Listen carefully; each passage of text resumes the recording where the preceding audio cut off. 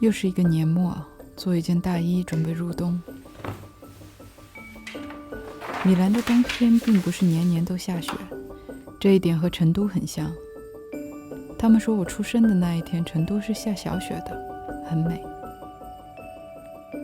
从10月份开始，城市就早早的有了圣诞的气氛，于是临近圣诞，气氛就越来越浓厚。大衣也是我在上个月就做好的，剪辑到了现在，正好可以陪大家过节了。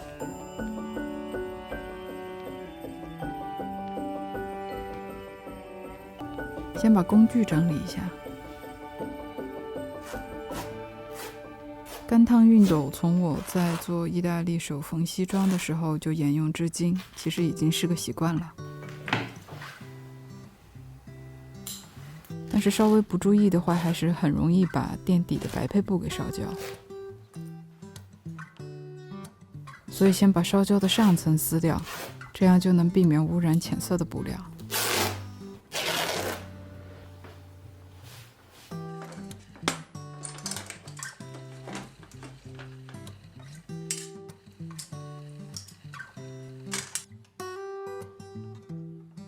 我想做一件帅气的又很长的大衣，要米色的，带点帅气的冲锋衣的感觉。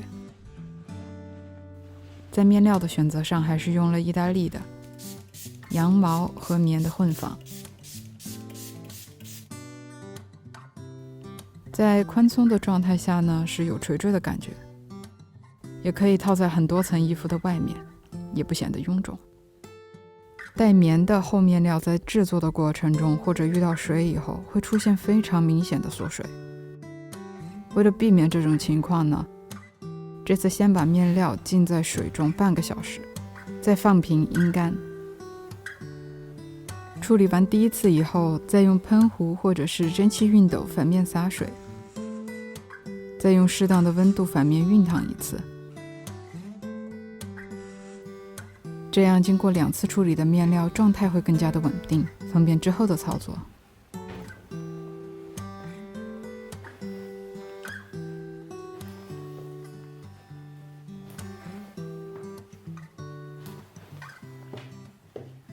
这次选的美利奴羊毛和棉的混纺面料，会比市面上的羊绒大衣的那种面料更加的干脆利索，同时又比冲锋衣来的要更加柔和。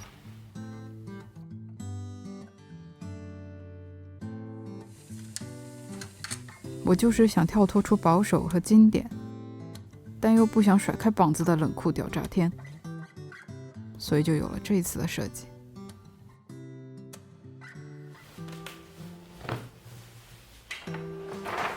在剪布之前，先拍好图纸，图纸要测量好垂线。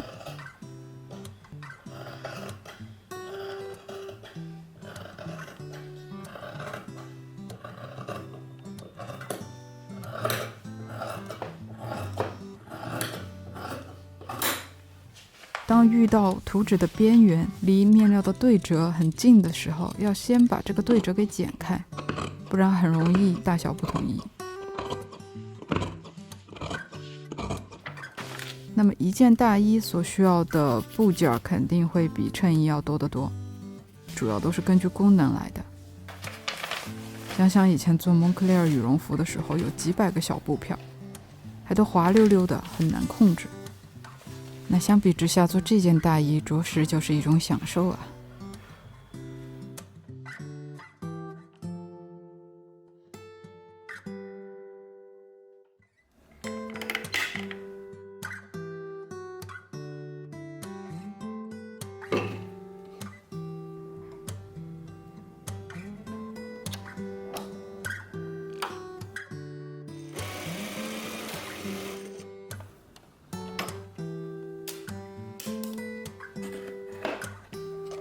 准备好2到3卷的底线，换上粗细合适的针，开始制作袖口的畔。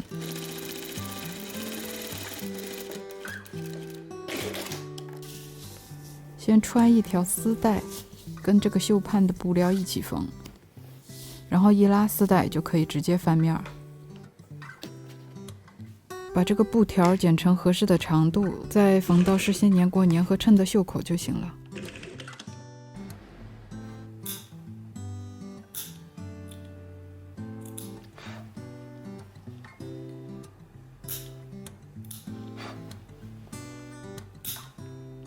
做大衣时的袖口用粘合衬是比较工业的做法，主要的目的是为了减少变形和增加韧度。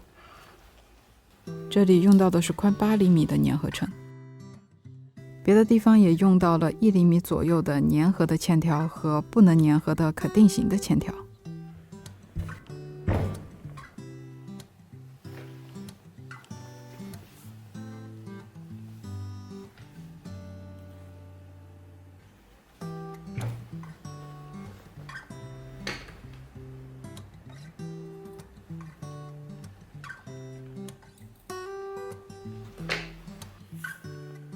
这种可定型的线条主要是用在袖圈和领口的部分，根据袖圈和领口的弧度烫出一个弧形，然后对比着图纸来操作。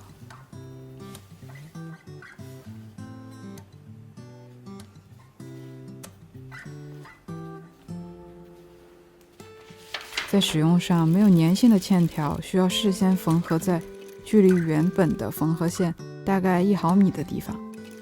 这样操作的主要原因是在正常的缝合以后，既可以起到定型的效果，也不会露出多余的缝纫线。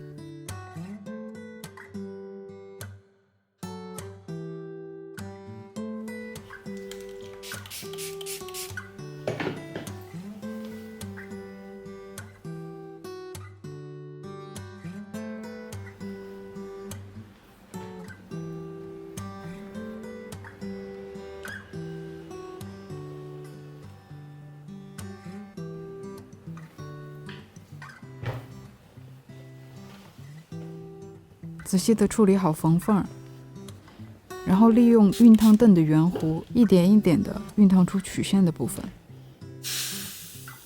比如拿袖圈来说，最传统的做法是将缝缝全部导向肩膀，再手缝一圈丝线。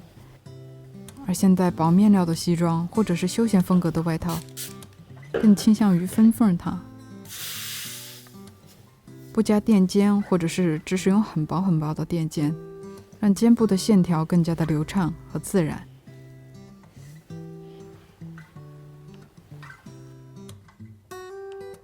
从大衣的历史来看，帅气的来源还是离不开军装。风衣是在1战时期英国士兵在雨中作战的雨衣，叫 trench coat。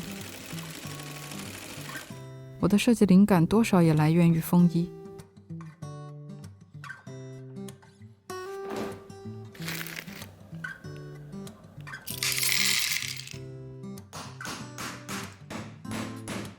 Thomas Burberry， 也就是 Burberry 品牌的创始人，他用一种特殊的羊毛防水面料设计出了皇室喜爱的雨衣。除此之外，还有就是空军的军服。领口和门襟的设计主要是为了防风，面料稍微防雨就行了。穿出去逛逛，和大家一起过圣诞节吧。